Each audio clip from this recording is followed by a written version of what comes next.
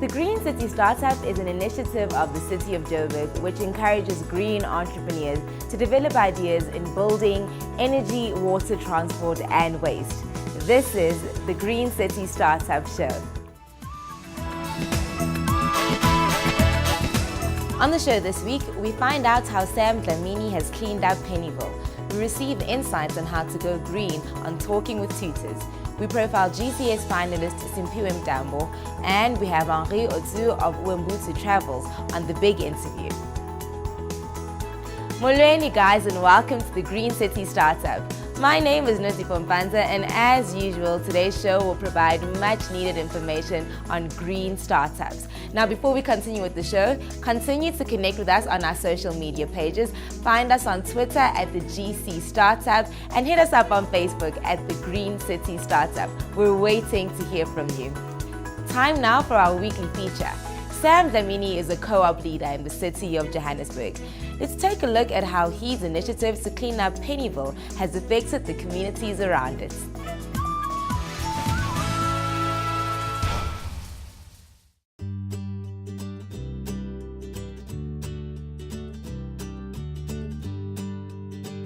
My name is Sam Dlamini. I'm a chairman of the Vugani Cleaning Cooperative at Pennyville.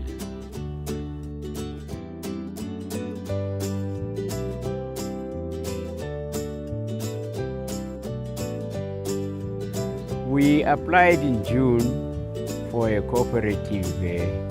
In number, we were 9. We are now 12 because we employed 3 more. And luckily, we went through and we are appointed. So we have started working now.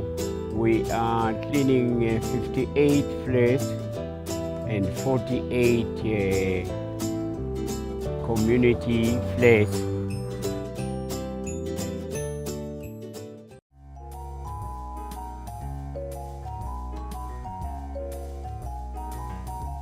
On a daily basis, what we do is we sweep up. We do the mopping twice a week, which is Tuesdays and Fridays. But otherwise, we do the sweeping, clean up the floors, clean up the paving in order to keep the place clean.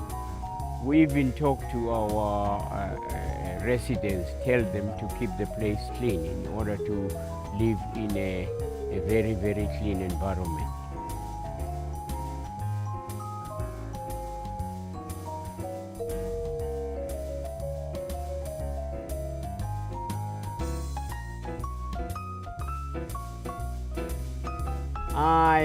I as the elderly in the group, I'm 73 years of age, and we've got our last born.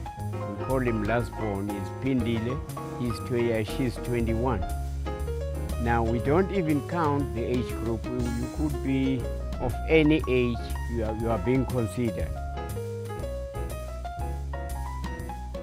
What makes me happy about this is that we are teaching our people. Most of them already are geared on what we are doing by keeping the place clean on a daily basis. Because we are cleaning from Monday to Friday.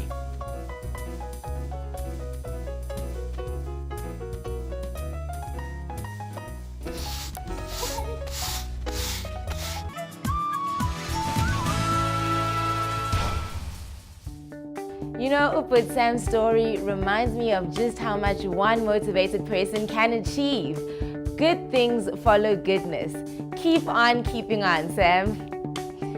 Now, you can log on to our website, TheGreenCityStartup.co.za, to find more videos which can assist green-focused entrepreneurs with their initiative.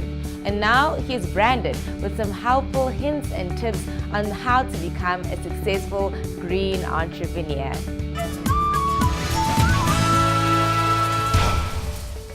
Entrepreneurs tend to neglect the simple needs of life by getting caught up in pursuing their passions only.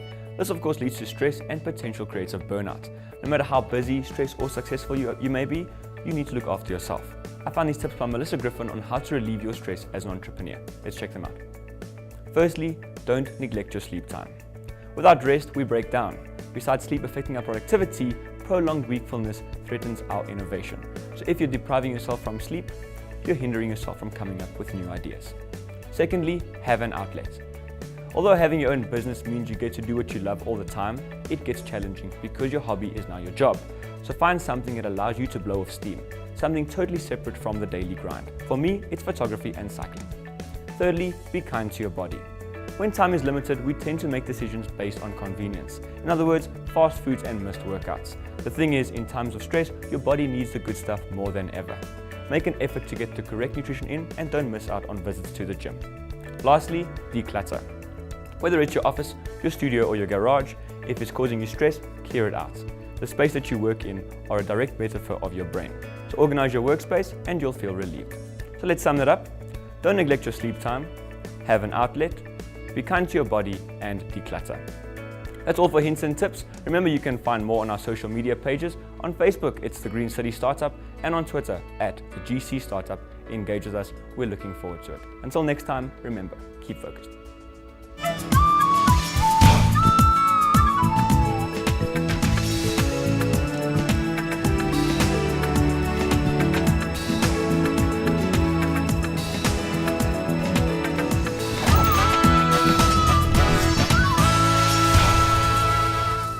An old Zulu proverb says, Umuntu ngumuntu ngabantu, meaning I am because we are. Our tutors are testament to this truth in how they teach us to learn from one another. Let's see what they have from us in this week's Talking with Tutors.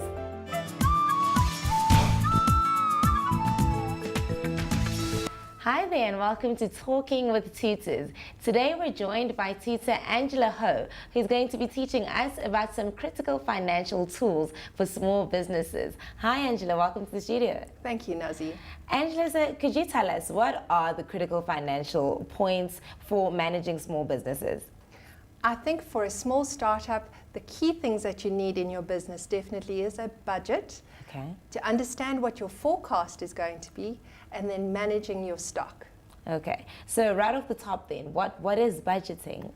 I think budget is not only a business thing, but it's how you're going to be spending your money wisely and how you're also generating your money. So the influx and the outflux of money. And that's really a budget. We use that in our households every day, but it's essential for a business. Every business should have a budget. Okay, and then how then do we go about setting a budget? What are the key processes or process points of setting your own budget? I think people normally think about a spreadsheet when they start working on a budget.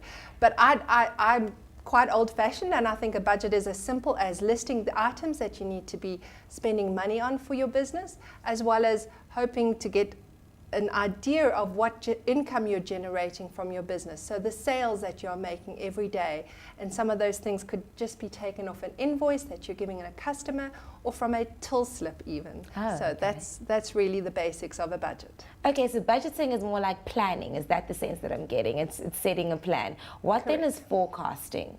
So forecasting is going to help you when you're starting up a small business. It's very difficult to know how much income you're going to generate immediately for your business. So forecasting is quite critical because you're going to be spending some money on certain items and you're going to be spending money on operating your business. So forecasting how much income you're going to be making is almost estimating or looking into the crystal ball and saying, I know these are my customers, I know how much they are able to spend with me, and listing that down over a period of time so that you can also then track how much money potentially is going to be coming in over the next week or the next month. And so then why are budgeting and forecasting important for me as a small business owner? I think in terms of managing your money, I don't think there's many people out there in small business that have lots and lots of money to kind of play with, and therefore it's helping us manage our cash flow from a day-to-day basis. And also from a stock perspective, making sure that our customers are happy, we need to make sure we have the money to purchase stock or to manufacture our goods in terms of raw materials in order to make our customers happy. So all of those have a knock-on effect for each element of your business. Okay, so I just want to backtrack a little bit. We speak about stock. What exactly is stock in a business? Right, so if you are in the retail space, you need to be purchasing certain goods that your customers are buying from you. And so stock keeping is all about how much should I buy of that item, and how much should I have in my stock ready and available to sell to my customers. The biggest risk for small business is that they are overstocked, and therefore all their cash is tied up in their merchandise, and sometimes that doesn't allow them to pay for other things, or it could just be a waste of money where you could be using your cash for other important things in the business, such as marketing to gain more customers. Okay. So do you have any tips that you can give us to help us manage stock more efficiently? I think it's as simple as making sure that you keep tabs on your business on a daily basis. So especially for small businesses, go in, make sure you understand where your money is being spent, how much quantities you have, and also then trying to link it up in terms of how are your behaviors of your customers, how are they buying from you, and how much is the outflow of stock. So sometimes in Japan they came up with a great cool tool called just-in-time, building just-in-time stock, so that there's never any cash that is tied up in the stuff that is in your store. And so that would be a good way to look at it for small business. Okay, so it's all about micromanaging, if you may, your stock in your business so that you can save time for the future. Is kind of that what it's about? I think it's more about spending your money wisely. Thank you so much, Angela. I hope our viewers have gained insights on managing their finances from our conversation. Thank you for joining us. That was Angela Ho on Talking with Tutors. I hope you learned a lot at home.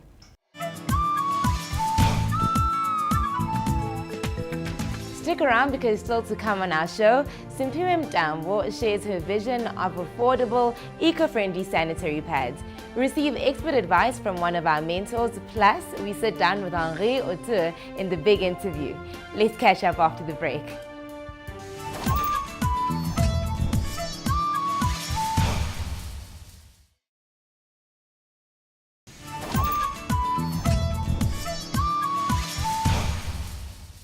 Welcome back to the show that keeps you in touch with the City of Joburg's green economy.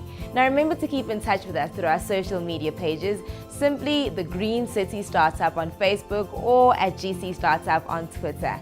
Next, we have expert entrepreneurial advice from one of our mentors.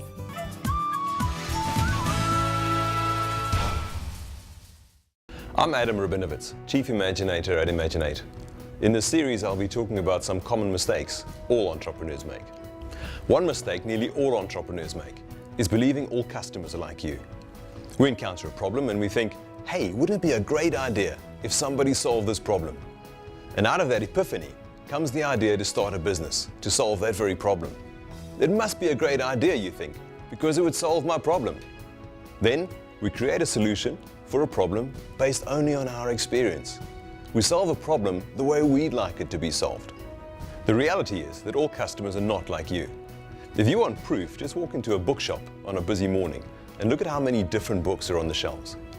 No matter how many people walk into that shop, just about every person is looking for something different. Hardly anybody leaves the bookshop with the same book under their arm.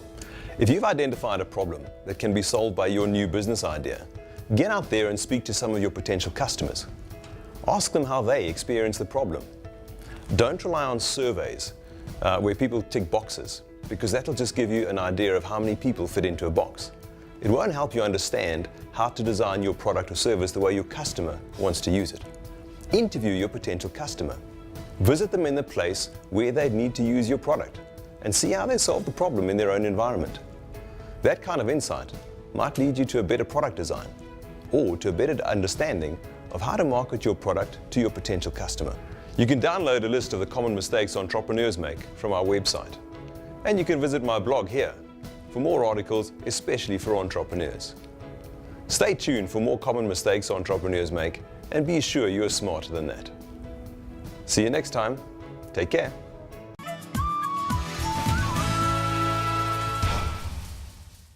In this week's profile, we speak to GCS finalist Simphiwe Mtambo about how she and her team look to develop affordable, environmentally sustainable pads for the women of Joburg. Let's head on over.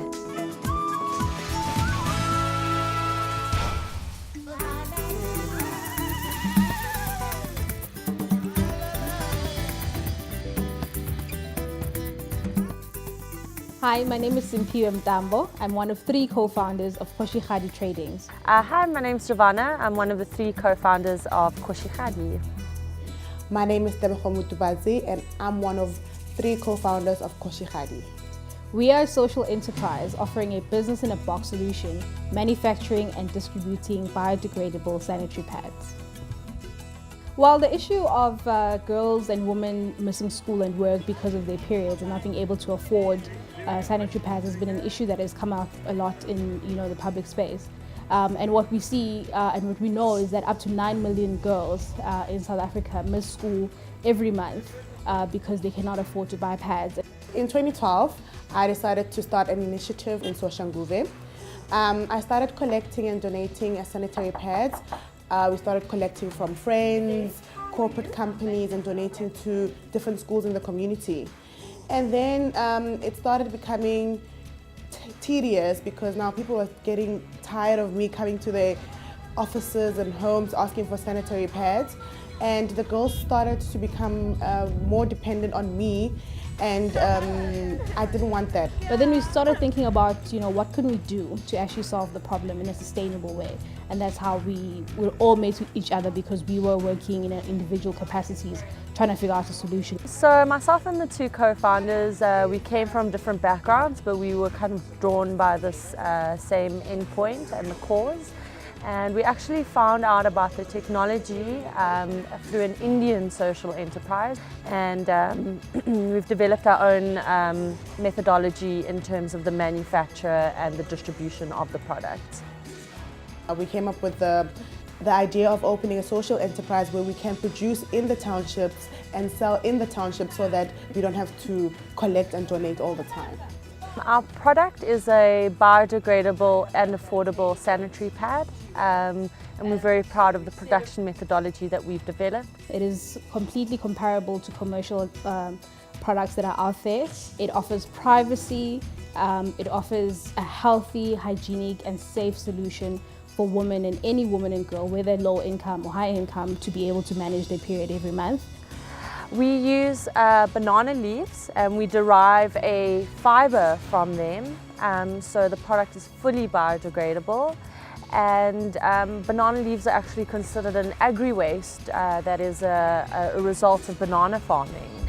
So we use an agri-waste and we develop a fiber, and we actually make the sanitary pads from the banana leaves that have been processed.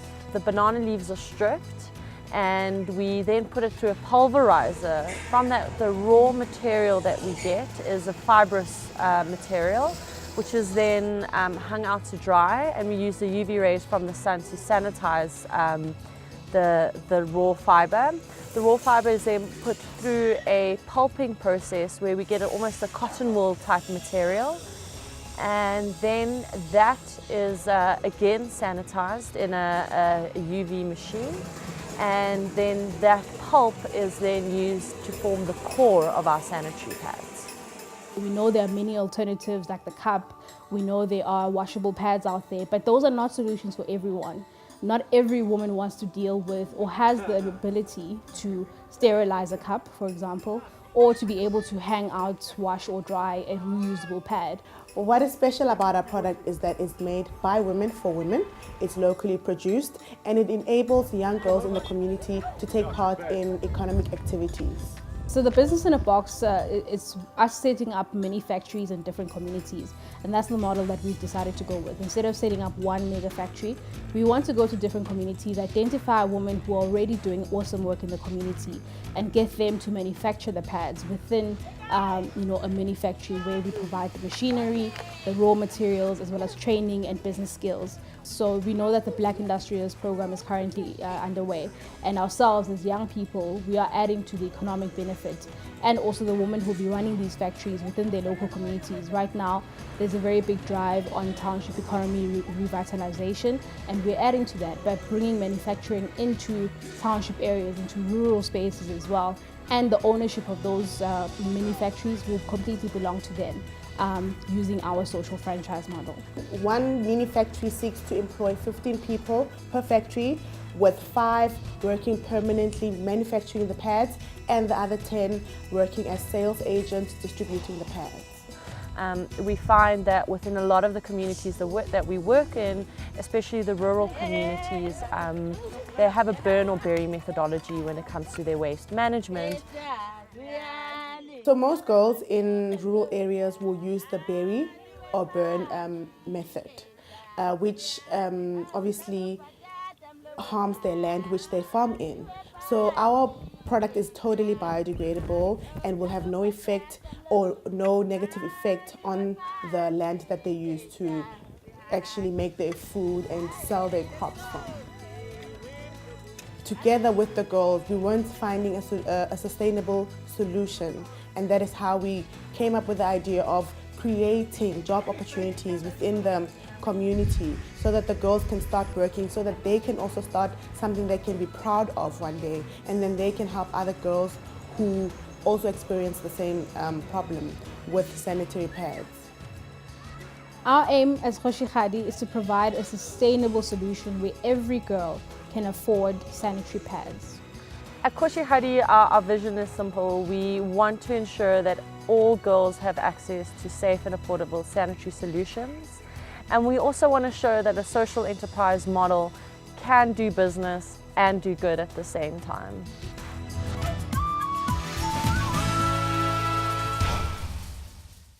To see more such profiles, make sure you visit our website, TheGreenCityStartup.co.za.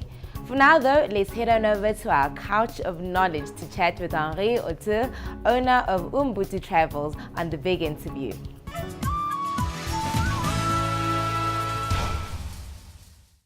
Joining me in studio, we have an award-winning entrepreneur who's in the tourism sector. We have Henri Otto from Umbutu Travel, who's going to be sharing his experiences and his knowledge with us. Welcome to the show, Henri. Thank you, Pundo, and good afternoon to the viewers. Please explain what services Umbutu Travel offers. Umbutu Travel provides concierge service, tours and bus rental around Johannesburg, Hartbeespoort and South Africa. And you guys, part of your company has acquired the name the Joburg Squirrel. Yes. Where does that come from? Obviously, Johannesburg is known as one of the biggest man-made forests in the world, and I usually call Johannesburg my park, and nobody knows the park better than the squirrel. So we know all the in and out of the city. And you've mentioned before that your hobby turned into your company. How did you manage to get that right? It's about me being passionate about what I wanted, and also about perseverance, not giving up. And for those who want to start an entrepreneurial business or an entrepreneurial venture, what are the business structures that they have to choose from when starting? Okay, when it comes regarding Umbutu Travel, for instance, we didn't want to start big, and at that stage, we still have the possibility to open a structure like a closed corporation at that stage, because the cost of a PTY are quite expensive and the responsibilities as well. So that's why we went into opening Umbutu Travel as a closed corporation. However, today we're about to move from the closed corporation to the PTY. So for beginners, I always advise not to go too big. Don't have a huge expenditure. Start small and then start growing. And what is the biggest lesson you've learned as an entrepreneur? As an entrepreneur, you must learn, if you want to go into venture, choose your partners. You must know them. A partnership is a wedding. So when it rains, we all out there. When it's green for everybody. But and of course, you need to share the same vision with your partner. If that's not the case, the partnership will not work, definitely. And have you experienced any negative sides to entrepreneurship that a new entrepreneur can be wary of and prepare for? Negative side, I need to think about it. You know, I don't look at the world as in a negative way. Every difficulty is a lesson and helps you grow. So if you look at it as a negative, you won't really learn, because I've been with some customers or some clients that were not really the type of people I've been with, but I've learned from them. So at the end of the day, we learn from all type of situation, and we grow from them as well. And just to end off, can you tell us what your favorite location is, since you guys travel so much in Gauteng? In Gauteng, even though it's not necessarily in Gauteng, I would say Hartbeespoort is my favorite destination. Perfect. Thank you so much, Henri, for sharing all your expertise and knowledge with us right here. Thank you for having me. That's all from my guest, Henri Otu, and me, Puno Silisho, on The Big Interview.